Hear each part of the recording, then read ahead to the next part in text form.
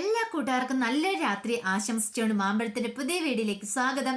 ആദ്യമായിട്ട് കാണുന്നവരാണെങ്കിൽ ചാനൽ ഇഷ്ടപ്പെട്ട ഒന്ന് സബ്സ്ക്രൈബ് ചെയ്യാൻ മറക്കരുതേ. അതോടൊപ്പം തന്നെ കണ്ടുകൊണ്ടിരിക്കുന്ന എല്ലാവരുടെ സപ്പോർട്ടിലായിരിക്കും തുടർന്നും പ്രതീക്ഷിച്ചുകൊണ്ട് നമുക്ക് നേരെ ഗൗതമിന്റെ അളകനന്ദയുടെയൊക്കെ നാളത്തെ ഒരു അടിപൊളി പ്രമോ വിശേഷത്തിലേക്ക് അങ്ങോട്ട് പോയാലോ. നാളത്തെ പ്രമോ വിശേഷത്തിൽ കാണിച്ചിരിക്കുന്ന പിങ്കിയും മോഹിനിയും പവിത്രയൊക്കെ ചേർന്നിട്ട് ഗാഥനെ വീട്ടിൽ നിന്ന് ഓടിക്കാണ്ടൊരു ശ്രമമൊക്കെ നടത്തുന്നുണ്ട്. അതിന്റെ വിശേഷങ്ങളും അതോടൊപ്പം തന്നെ വാവച്ചൻ പോയിട്ട് നന്ദനെ ഒറ്റി കൊടുക്കുകയാണ്. നന്ദനെ ഒറ്റിക്കുക എന്ന് പറഞ്ഞിട്ടുണ്ടെങ്കിൽ ഗാഥ എവിടെയോ ഉള്ളതെന്നുള്ള സത്യം ബാലാജിയോട് പോയി പറഞ്ഞു കൊടുക്കുകയാണ്. അപ്പൊ നന്ദയും ഗാഥേനെയും ഒരുമിച്ച് ഇല്ലാതാക്കാനുള്ള പ്ലാനുകളാണ് വാവച്ചൻ തയ്യാറാക്കിയിരിക്കുന്നത്. അതിന്റെ വിശേഷങ്ങളും പിന്നീട് ഗാഥയെ വീട്ടിൽ നിന്ന് ഓടിക്കാനായിട്ട് ചെല്ലുന്ന പവിത്രയും മോഹിനിയും അവിടുത്തെ കാഴ്ച കണ്ടിട്ട് ആ മുറിക്കകത്ത് നിറങ്ങി അലറി വിളിച്ചുകൊണ്ട് പുറത്തേക്ക് ഓടുകയാണ്. അപ്പോഴേ വലിയ കാഴ്ചകളൊക്കെ അവിടെ കാണുന്നുണ്ട്. അപ്പൊ ആ വിശേഷങ്ങളൊക്കെയാണ് നാളെ നമ്മൾ കാണാൻ പോകുന്നത്. ഇന്ന് തന്നെ നമ്മൾ അവസാനം കണ്ടത് മഹേശൻ ആകെപ്പാടെ സമനില തെറ്റിയ പോലെയായിരുന്നു. നന്ദനെ ഇവിടുന്ന് ഓടിച്ചില്ലെങ്കിൽ തന്റെ ജീവൻ തന്നെ ഭീഷണിയാണ്. താൻ ഇന്ത്യവരത്തിനെ പുറത്തേക്കും അവൾ ഇവിടെ സുഖിച്ച് ജീവിക്കുകയും ചെയ്യും. അതൊരു കാരണവശാലും പാടില്ല. അപ്പൊ അതിന് വാവച്ചനോട് സഹായിക്കുക അഭ്യർത്ഥിച്ചു. വാവച്ചൻ പറഞ്ഞു, സാറ് ധൈര്യമായിട്ടിരിക്കുക. ഈ വാവച്ചനുള്ളപ്പോ സാർ എന്തിനാ ഇങ്ങനെ ടെൻഷൻ അടിക്കണേ? അവളുടെ കാര്യം സാർ എനിക്ക് വിട്ടേരാ. അവളുടെ മാത്രമല്ല, സാറിന്റെ മോളുണ്ടല്ലോ ഗാഥനെ അവിടുന്ന് പായിക്കുന്ന കാര്യം ഞാൻ ഏറ്റെന്ന് പറയാണ്. പിന്നെ മഹേശന് സമാധാനമായത്. ഈ സമയത്ത് പിങ്കിയുടെ ഉള്ളിൽ ചെറിയ സംശയങ്ങളൊക്കെ. അവള് നന്ദ എന്തുകൊണ്ടായിരിക്കും ഗാഥനെ ഇങ്ങോട്ട് കൊണ്ടുവന്നെങ്കിൽ അതിന് പിന്നിൽ എന്തേലും ഒരു കാരണം കാണും. ഒന്ന് കാണാതെ അവൾ ഒന്നും ചെയ്യുന്നവളല്ല. അവളെ സൂക്ഷിക്കണം. പിന്നീട് മോഹിനിയോടും പവിത്രയോടും പറഞ്ഞു, അവൾ ഇവിടെ നിൽക്കുന്ന നമുക്ക് ആപത്താണ്. അല്ലെങ്കിലും ഇവിടുത്തെ സ്വത്ത് ഇന്ത്യവരത്തിലെ സ്വത്താ. അങ്ങനെ വെറുതെക്കാരി പെണ്ണ് വന്ന് അനുഭവിക്കേണ്ട ആവശ്യമില്ലോ. അവളുടെ വരവിന്റെ ഉദ്ദേശം എന്താണെന്നറിയില്ല. അവളെ കൊണ്ട് തന്നെ നമുക്ക് സത്യം പറയിക്കണം. അല്ലെങ്കിൽ അവളെ നമുക്ക് ഈ വീട്ടിൽ നിന്ന് പായിക്കണമെന്ന് പറയാം. അതിന് നിങ്ങൾ എൻ്റെ ഒപ്പം നിൽക്കുമെന്ന് ചോദിക്കുക. പവിത്രയും മോഹിനും പറഞ്ഞു, അതെ, അവർക്ക് രണ്ടാമത് സംശയിക്കേണ്ട ആവശ്യമില്ലായിരുന്നു. ഉറപ്പായിട്ട് ഞങ്ങൾ പിങ്കിമോളോടൊപ്പം തന്നെ നിൽക്കും. എന്ത് ചെയ്യണമെന്ന് പറഞ്ഞാൽ മതി. അപ്പൊ പിങ്കി പറഞ്ഞു, നമുക്ക് ആദ്യം ഒരു റാഗിങ് തന്നെ അങ്ങ് നടത്താം. നമ്മുടെ ഈ കോളേജിലെ കണ്ടില്ലേ എന്ന് പറഞ്ഞല്ലേ, ആ നമുക്കൊരു പാമ്പിനെ വെച്ച് തന്നെ നടത്താന്ന് പറയാം. പവിത്ര പറഞ്ഞു, പാമ്പിനെ വെച്ചോ? അതെങ്ങനെ ശരിയാകും? അതൊക്കെ ഉണ്ട്, അതൊക്കെ ഞാൻ പറഞ്ഞുതരാം. ഒരു കളിപ്പാമ്പിനെ വെച്ച്. പക്ഷെ കളിപ്പാമ്പ് എന്നുള്ള കാര്യം അവർക്കറിയത്തില്ലോ. അതൊക്കെ ആ പ്ലാനുകളും പദ്ധതികളൊക്കെ ഞാൻ പറഞ്ഞുതരാന്ന് പറയണം. ഈ സമയത്ത് വാവച്ചൻ നേരെ ചെല്ലുന്ന ബാലാജിയുടെ അടുത്തേക്കായിരുന്നു. അപ്പൊ ഇനിയിപ്പൊ നന്ദയെ താർക്കാനുള്ള ഏറ്റവും നല്ല മാർഗം ബാലാജി എന്നുള്ള കാര്യം വാവച്ചന് മനസ്സിലായി. ബാലാജി ഉണ്ടെങ്കിലും നന്ദേനെയും ഗാഥനെയും ഒരേപോലെ ഇന്ത്യവരത്തിൽ നിന്ന് പുറത്താകാൻ പറ്റുള്ളൂ. പിന്നെ ബാലാജിയുടെ അടുത്തേക്ക് വാവച്ചൻ എന്നിട്ട് പറഞ്ഞു, അതെ, ഞാൻ ഒരു സഹായം അഭ്യർത്ഥിക്കാൻ വേണ്ടി വന്നാ. പിന്നെ അതോടൊപ്പം തന്നെ വിവരം നൽകാനും കൂടി വന്നാന്ന് പറയും. അല്ല, എന്താ നിനക്ക് അറിയണ്ടേന്ന്, നിനക്ക് എന്താ വേണ്ടതെന്ന് ചോദിക്കണം. അതെ, ആ നന്ദ ഉണ്ടല്ലോ, അവളുടെ വീട് എവിടെയാന്ന് എനിക്കറിയാം. നന്ദയുടെ മാത്രമല്ല, ആ ഗാഥ ഉണ്ടല്ലോ, ഗാഥേനെ വീട്ടിൽ നിന്ന് കടത്തിക്കൊണ്ട് പോയേക്കുന്ന നന്ദയാണ്. എവിടെ എങ്ങോട്ടാന്നറിയാവോ? അവളുടെ വീട്ടിലേക്കാ കടത്തിക്കൊണ്ട് പോയേക്കുന്നേ. നന്ദയുടെ വീടോ? അത് മനസ്സിലായില്ലേ? ACP ഗൗതം സാറിന്റെ ഭാര്യയാണ് നന്ദ. അവളുടെ വീട്ടിലുണ്ട് ഗാഥ എന്ന് പറയാണ്. ഇത് കേട്ടതും ബാലാജിയുടെ ഞെട്ടനുണ്ടായി. ACPയുടെ വീട്ടിലോ? അതെങ്ങനെ? അത് നിങ്ങളെ തകർക്കാൻ മനഃപൂർവ്വം ആ നന്ദ കൂട്ടിക്കൊണ്ട് പോയേക്കുന്ന ബാലാജി. നിങ്ങൾക്കെതിരെ അവള് പോയി മൊഴി കൊടുക്കും. ഇനി നിങ്ങൾ ജയിലിലായിരിക്കും. അങ്ങനെ വന്നത് ഇപ്പൊ നിങ്ങൾ എനിക്ക് സഹായിക്കണം തോന്നി, അതുകൊണ്ടാണ് ഞാൻ ഇങ്ങോട്ട് വന്നേന്ന് പറയാണ്.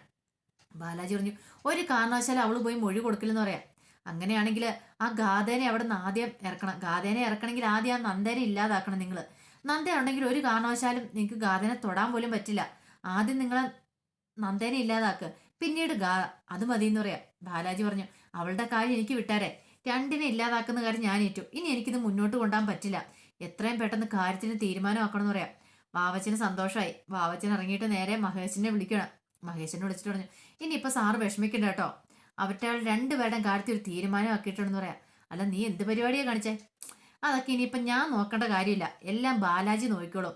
ബാലാജിയുടെ കാര്യങ്ങളൊക്കെ ഞാൻ വന്ന് പറഞ്ഞിട്ടുണ്ടെന്ന് പറയാം. ഇത് കേട്ടുകഴിഞ്ഞപ്പം മഹേശ്വരൻ സൂക്ഷിക്കണം. ഗൗതമാണ് ഉള്ളത് ഇവിടെ. ഗൗതമിനെ അറിയാലോ, അതുകൊണ്ട് സൂക്ഷിച്ചും വേണം. അവസാനം നമ്മളാണ് ഇതിന് പിന്നിലെന്ന് ആരും അറിയില്ലെന്ന് പറയാണ്. ബാലാജിയെ പൊക്കി കഴിഞ്ഞിട്ട് അവൻ സത്യങ്ങൾ എന്തെങ്കിലും വിളിച്ചു പറയാന്ന് ചോദിക്കണം. ഇല്ല, ഇനി എന്തേലും ബാലാജി വിളിച്ചു പറഞ്ഞാൽ പോലും അവൻ കള്ളത്തരം പറയുന്നതെന്ന് വിശ്വസിക്കുള്ളൂ. കാരണം എന്താ? ബാലാജിക്ക് നന്ദയുടെ മുൻവൈരാഗ്യമുണ്ട്. ആ വൈരാഗ്യം വെച്ചിട്ട് നന്ദനെ ഇല്ലാതാക്കാൻ വന്നാന്നും എല്ലാവരും കരുതുള്ളൂ. അതുകൊണ്ട് സാർ ഒന്നുകൊണ്ടും പേടിക്കണ്ട. സാറ് മാറി എന്ന് കാഴ്ച കണ്ടാൽ മാത്രം മതി. ബാലാജി അവളെ ശരിയാക്കിയോളൂ എന്ന് പറയാണ്. ഈ സമയത്ത് നന്ദയാണ് ആകെപ്പാട് ടെൻഷനായിരുന്നു. കാരണം ഗാഥ ഇവിടെ ഉള്ള ഓരോ നിമിഷം നന്ദയുടെ ചങ്ങിനകത്ത് തീയുണ്ട്. ബാലാജി എന്തും ചെയ്യാൻ പോന്നവനാണ്. ഒരുപക്ഷെ ഇങ്ങോട്ടെങ്ങാനും വന്ന് ഇവിടെ വല്ല പ്രശ്നം ഉണ്ടാക്കുവോ? പക്ഷെ അത് ഗാഥയുടെ മുൻപിൽ അതൊന്നും കാണിച്ചു കൂടല്ലോ. അങ്ങനെ ഗാഥ മുറിയിലിരിക്കുന്ന സമയത്ത് നന്ദ അങ്ങോട്ട് കയറി ചെല്ലുവാണ്. ചോദിച്ചു, എന്താ മോളെ, എന്ത് പറ്റിയെന്ന് ചോദിക്കണേ. ഒന്നുമില്ല, എന്തേലും വിഷമമുണ്ടെന്ന് ചോദിക്കും. ഇല്ല ചേച്ചി, ഞാൻ ജീവിതത്തിൽ ആദ്യമായിട്ടാ ഒരച്ഛന്റെ സ്നേഹം, അച്ഛന്റെ അടുത്ത് ഇത്ര സമയം ഇങ്ങനെ ഇരിക്കുന്നേ. അച്ഛൻ്റെ കയ്യിൽ നിന്ന് ഒരു പീസ് കേക്ക് മേടിച്ച് കഴിക്കുന്നേ. എനിക്ക് ഇന്ന് വരെ അതിൻ്റെ ഭാഗ്യം ഉണ്ടായിട്ടില്ല. ചേച്ചി കാരണമാണ്. ഒന്നുമല്ലേലും എനിക്ക് എൻ്റെ ഏട്ടനെ പരിചയപ്പെടുത്തി തന്നല്ലോ. ഏട്ടനെ ഞാൻ ആരാണെന്ന് അറിയത്തില്ല, പക്ഷെ എന്തെങ്കിലും ഒരു കാലത്ത് അറിയുമായിരിക്കുമല്ലേ ചേച്ചിന്ന് ചോദിക്കുന്നുണ്ട്. നന്ദ പറഞ്ഞു, അതൊക്കെ ഓർത്താണ് മോള് സങ്കടപ്പെട്ടിരിക്കുന്നത്. അതൊന്നും ഓർത്ത് വിഷമിക്കണ്ട. ഈ ചേച്ചിയില്ലേ കൂടെ, എന്തിനും ഏതിനും കൂടെയുണ്ട്. ഒരു ദിവസം മോളെ അംഗീകരിക്കുന്ന ദിവസം വരും. ഈ കുടുംബത്തിലെല്ലാവരും മോളെ അംഗീകരിക്കും. അതിനുള്ള ഒരു കാത്തിരിപ്പിന് വേണ്ടിയല്ലേ ഇനി നമ്മളുടെ ഓരോ നിമിഷം എന്ന് ചോദിക്കണം. എന്നാലും എനിക്ക് പേടിയാവുന്നുണ്ട് നന്ദേച്ചി. ആ ബാലാജി അയാൾ വെറുതെ ഇരിക്കുമെന്ന് തോന്നില്ല. ഒരു പക്ഷെ അയാൾ ഇപ്പൊ അറിഞ്ഞിട്ടുണ്ടാവോ ഞാൻ ഇവിടെയാന്നുള്ള കാര്യം. അതൊക്കെ നന്ദയ്ക്ക് ഒരു സംശയങ്ങളുള്ള കാര്യമായിരുന്നു. ഇപ്പോഴാ ചിലപ്പോൾ അറിഞ്ഞു കാണുമായിരിക്കും ഇവിടെ. പക്ഷെ നന്ദ പറഞ്ഞേ അങ്ങനെ അവനൊരു ചാൻസ് ഒന്നുമില്ല. എങ്ങനെ അറിയാനെന്ന് ചോദിക്കണം, പറയാൻ പറ്റില്ല. അവൻ വീട്ടിൽ വന്നിട്ട് അമ്മേനെ ഉപദ്രവിക്കുവോ, അതൊക്കെ ഓർത്തിട്ട് എനിക്ക് പേടിയുണ്ടെന്ന് പറയാം. അവൻ വന്നിട്ട് അമ്മേനെ ഉപദ്രവിച്ചിട്ട് എന്ത് കിട്ടാനാ? അമ്മേനെ കൊണ്ട് അവനൊരു പ്രയോജനമില്ലല്ലോ. ഗാതനെയല്ലേ അവൻ ആവശ്യം. അതുകൊണ്ട് ധൈര്യമായിട്ടിരിക്കുക. മോളെ ഇല്ലാതാക്കാനൊന്നും അവൻ ശ്രമിക്കില്ല. കാരണം കോടതി കേസ് കിടക്കുന്ന സമയത്ത് അങ്ങനെ എന്തെങ്കിലും ചെയ്തിട്ടുണ്ടെങ്കിൽ അവൻ വീണ്ടും ജയിലിലാവും. അതുകൊണ്ട് ആ പരിപാടിക്ക് അവൻ പോകത്തില്ലെന്ന് പറയണം. എന്നാലും എനിക്ക് പേടി ചേച്ചി, എന്നെ കടത്തിക്കൊണ്ട് പോകാനായിരിക്കും അവന്റെ ശ്രമം. ഇവിടെ വന്ന് എന്നെ അങ്ങനെ എന്തെങ്കിലും ചെയ്തിട്ടുണ്ടെങ്കിൽ ആ ചേച്ചിക്കും ബുദ്ധിമുട്ടാവില്ലേ? ഞാൻ കാരണം ചേച്ചിയുടെ ജീവിതം തകരില്ലേന്ന് ചോദിക്കണം. അതൊന്നും ഓർത്ത് എന്നെ മോള് വിഷമിക്കണ്ട, മോള് കിടന്ന് ഉറങ്ങാൻ നോക്കാൻ പറയാണ്. അങ്ങനെ നന്ദ പുറത്തേക്ക് ഇറങ്ങുമ്പോഴാണ് പിങ്കിയും മോഹിനിയും പവിത്രയ്ക്ക് ആ വലിയ പ്ലാനുകളൊക്കെ നടത്തുന്ന കേട്ടത്. കാരണം നന്ദ ഇങ്ങനെ ഇറങ്ങി ചെല്ലുമ്പോൾ അവർ പത്തുകളൊക്കെ ഇടുന്നുണ്ട്. ഒരു പാമ്പിനെ വെച്ചിട്ട് ഈ പാമ്പിനെ രാത്രി കൊണ്ട് അവളുടെ മേത്തിടണം. അതൊരു വെറുതെ ഒരു കളിപ്പാമ്പാ. ഇത് കണ്ട് അവൾ ഞെട്ടിയേറ്റ് അലറി വിളിക്കണം അവിടെ കിടന്ന്.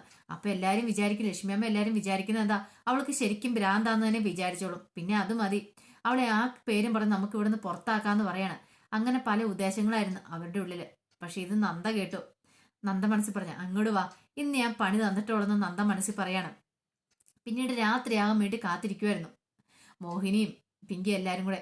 രാത്രിയായി കഴിഞ്ഞപ്പോൾ ഒരു ലൈറ്റിന്റെ വെട്ടത്തിൽ നേരെ ഗാഥയുടെ മുറിയിലേക്ക് വരുമായിരുന്നു. അപ്പം ലൈറ്റ് എല്ലാം ഓഫ് ചെയ്തേക്കുവാണല്ലോ. അപ്പോൾ അരണ്ട വെളിച്ചത്തിൽ പിങ്കി പറഞ്ഞു, ഞാൻ പുറത്ത് നിൽക്കാം, നിങ്ങളുണ്ട് അകത്തേക്ക് കയറാൻ പറയാണ്. അങ്ങനെ മോഹിനിയും പവിത്രനോട് അകത്തേക്ക് കയറി ചെല്ലുവാണ്. അകത്തേക്ക് കയറി ചെന്ന് മൊത്തം ഇരുട്ട്.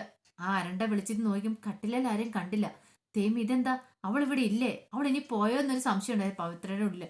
അമ്മ അവളിവിടെ കാണുന്നില്ലോ എന്ന് പറയണം. നീ ശരിക്കും നോക്കിയെന്ന് പറയാൻ, കട്ടിലെ നോക്കിയപ്പോ ഇല്ലാന്ന് പറയാണ്. പിന്നെ അങ്ങോട്ട് തിരിഞ്ഞു നോക്കുമ്പോഴത്തേനും അവിടെ ഒരു രൂപം. ആ രൂപം ഇങ്ങനെ കിടന്ന് നേരെ തങ്ങളുടെ നേരെ വരുവാണ്. ഇങ്ങനെ തലയൊക്കെ ആട്ടിക്കൊണ്ട് വല്ലാത്തൊരു വികൃത രൂപം.